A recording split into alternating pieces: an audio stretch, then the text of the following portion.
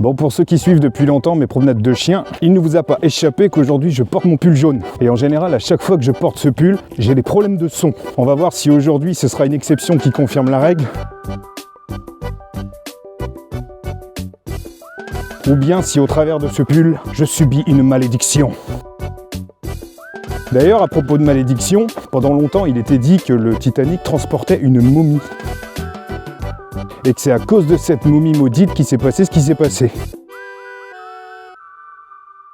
Bon, depuis, ça a été démontré que c'était absolument pas vrai. Le Titanic ne transportait pas de momie. Toujours est-il que ça me permet d'introduire mon sujet.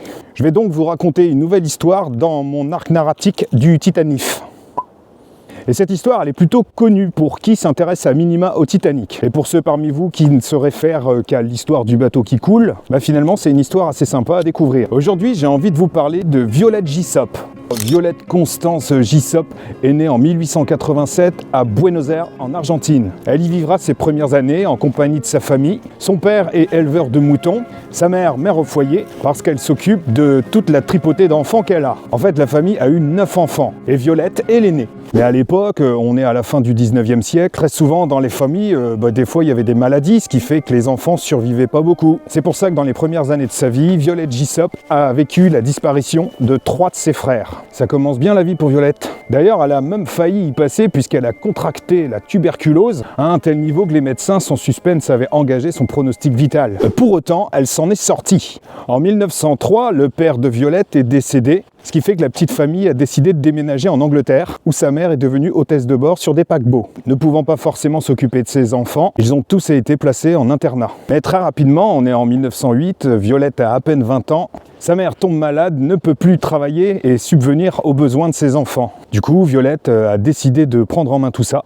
en s'engageant également en tant qu'hôtesse de bord sur des paquebots. Et 2 ans avant le naufrage du Titanic, en 1910, elle rejoint la compagnie White Star Line à bord du Majestic. Et quelques mois plus tard, on lui propose de rejoindre l'équipage de l'Olympique, le sister ship du Titanic. Et le 20 septembre 1911, alors qu'elle est occupée à faire son travail à bord de l'Olympique, ce dernier percute un autre bateau, l'HMS Hawke. Heureusement, ils étaient pas loin du port, les secours sont arrivés assez rapidement, plus de peur que de mal. Mais pour l'anecdote, cet accident avec l'HMS Hawke fait partie des arguments utilisés par des conspirationnistes pour justifier le fait qu'éventuellement l'Olympique aurait été échangé avec le Titanic dans l'objectif qu'il finisse par couler, de manière à obtenir de l'argent des assurances.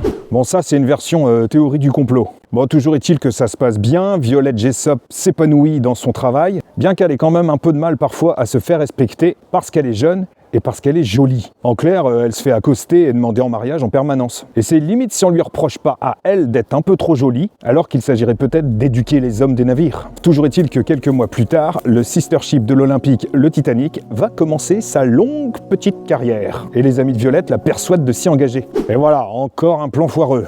Bref, je ne vais pas vous raconter la suite, elle s'est engagée et dans la nuit du 14 avril, le bateau a heurté un iceberg. Et en fait, à ce moment-là, Violette Jessop, elle paniquait pas trop.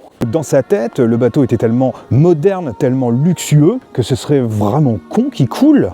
Donc elle a mis un petit peu de temps à réaliser ce qui allait se passer. Toujours est-il qu'elle a fait partie des privilégiés qui ont pu rejoindre un canot, et la voilà devenue survivante du naufrage du Titanic. Et histoire de raconter une petite anecdote, après le naufrage du Titanic, Violette Jessop n'a pas fait beaucoup de commentaires, si ce n'est de préciser qu'elle avait été frustrée de ne pas pouvoir se brosser les dents le lendemain matin.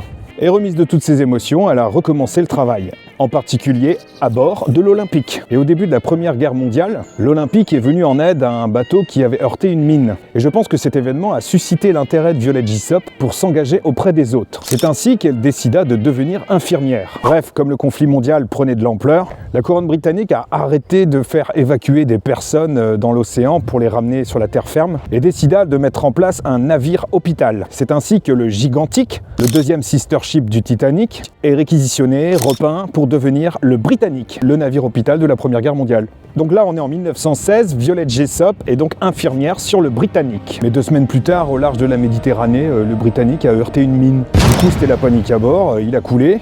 Violette Jessop se cogne même la tête et elle finit par être récupérée par un canot. Hormis un mal de tête et des vêtements mouillés, on peut dire que Violette Jessop s'en sort bien.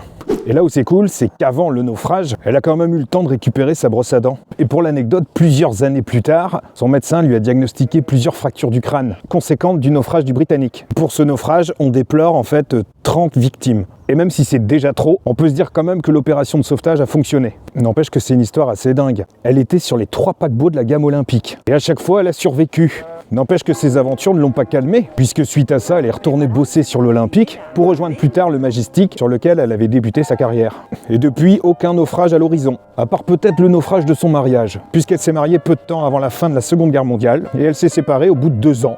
Du coup, histoire de changer les idées, elle décida de reprendre la mer, jusqu'en 1950 où elle décida de prendre sa retraite à 63 ans. Et quand toute ta vie t'es passé aussi proche de la mort, que t'as vécu des crashs de bateaux, tu t'es pris un iceberg, tu t'es retrouvé dans l'eau glacée, et que ton navire a sauté à cause d'une mine, je trouve ça assez fou de se dire que finalement elle est morte d'une bronchite. Elle est morte à 84 ans quand même. Bref, je trouve que l'histoire de Violette Bishop, c'est une belle histoire. Il y a des gens qui ont eu moins de chance. Et d'ailleurs, elle n'est pas la seule en fait à avoir vécu tout ça, puisqu'au même moment, au même endroit, à chaque épisode de sa vie maritime, il y avait un homme qui était également à chaque fois présent et qui a survécu à chacun des naufrages. C'était un pompier, il s'appelait Arthur John Priest. En tout cas, cela leur a valu à chacun le surnom d'insubmersible. Bon, je reviendrai peut-être plus tard pour une nouvelle histoire.